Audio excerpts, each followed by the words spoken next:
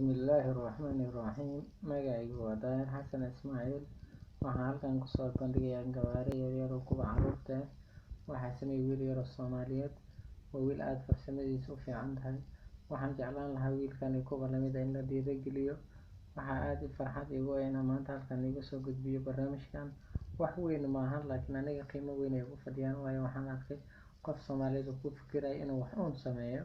Dadka farsamada leh adduunka waa aad baa loo ixtiraamaa, laakiin Soomaalideena hal cilad weyn aan haysato, waan liidnaa dadka farsamada leh.